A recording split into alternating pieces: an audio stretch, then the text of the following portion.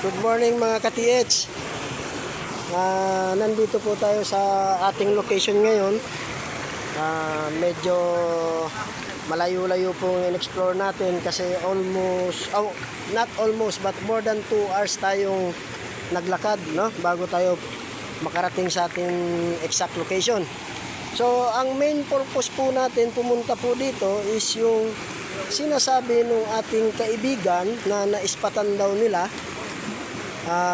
sa ilalim ng cave, but not totally cave na malaki, kung hindi maliit lang, no? Kasi sabi nila meron daw parang bola na nasa ilalim at kulay itim. So yun nga po, kaya po tayo nakarating dito. Tapos niremap na po ng treasure hunter natin, no? Niremap niya na po niya.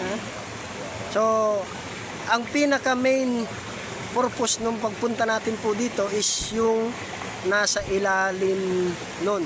Yun, yung may puti na yun. Yun, na parang bola na nakahangin siya sa itaas, no? Nakahangin siya sa itaas. So yan nga po, kasalukuyan siyang nagre-remapping. Sinusukat niya yung mga distance ng mga pointing or sign, no? No? Tapos hindi lang po remapping, ginamitan din po natin siya ng compass mapping. Ano po? So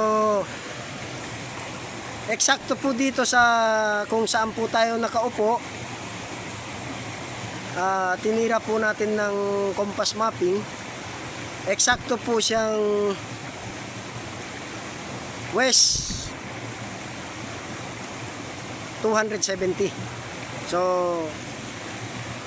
alam na po ninyo kung ano pong ibig sabihin nun.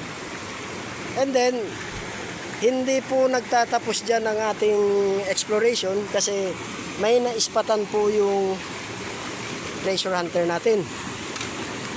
So may naispatan yung treasure hunter natin na on the spot treasure na nasa ilalim nito. So inumpisahan po natin ang pagdigging sa kanya. So regarding sa sign niya, ito po yung isang pointing papunta po rito, dyan sa spot na yan.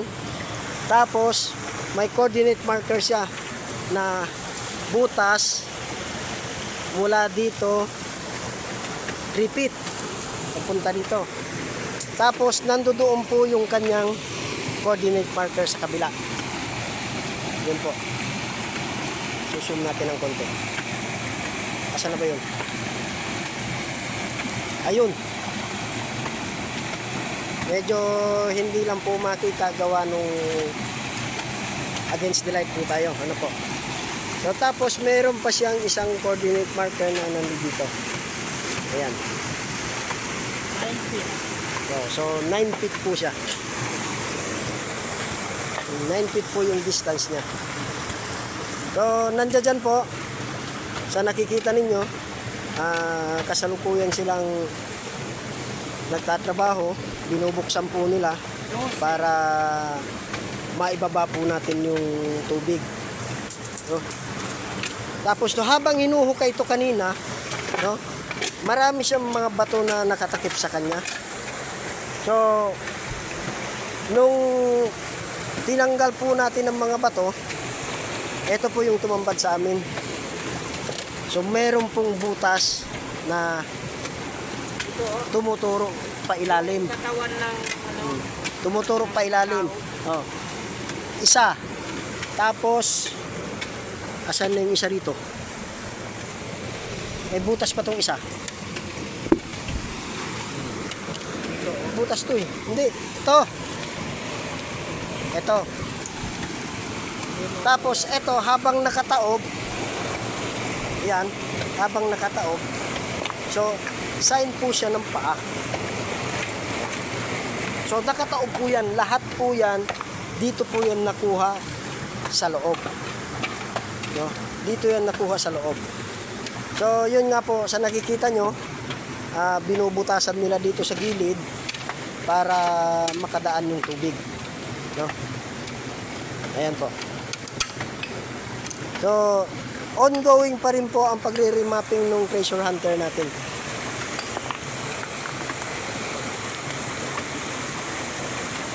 Yo. Susubukan niya po ngayon gagamitan ng locator.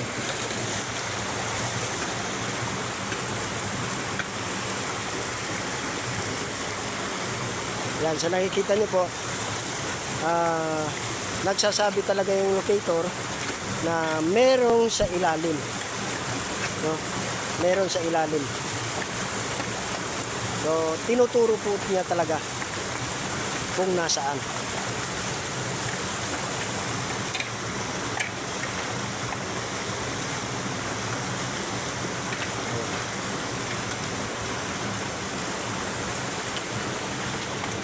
Oh, ayan po.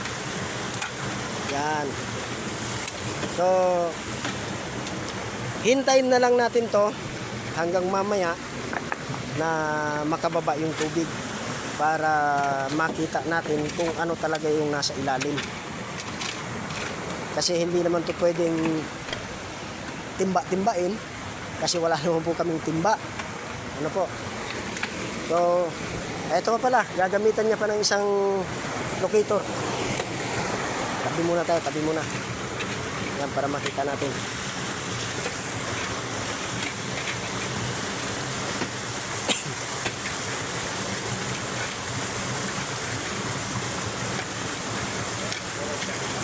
Saan nakaset yan?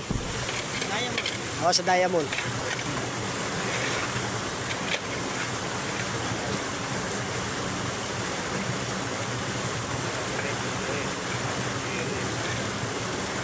Ayan po, nakikita nyo po.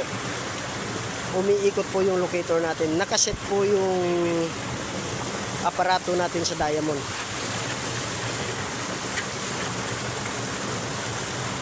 Huminto na siya, ibig sabihin wala doon, nandito lang siya sa may tubig dito.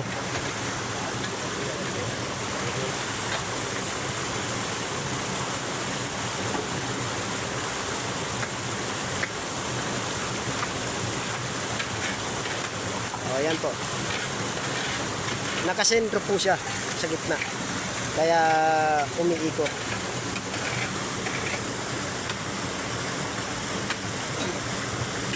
Okay. I-try mo nga sa ano? Sa gold. AU.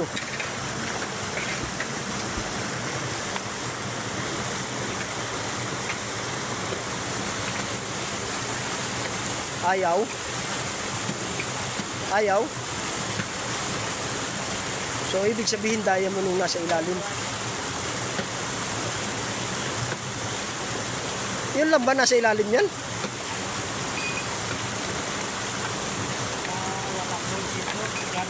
Oh, walang gold. Walang gold dito. So, ibig sabihin, diamond lang po ang ibinaon dito. So, kung gold yung target natin, nandoon sa harap. Kaya kasalukuyan pong binabaklas nila para matira natin yung nandoon yung nasa ilalim, yung sinasabi nilang bola na nasa ilalim.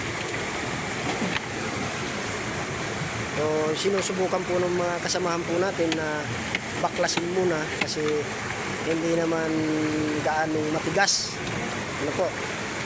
Hindi naman gaanong matigas yung mga bato niya.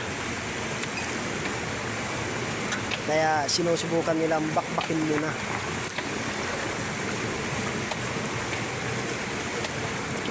Ito na po. So, yan na po muna mga ka-TH. Update na lang po pagka halimbawang ano na talaga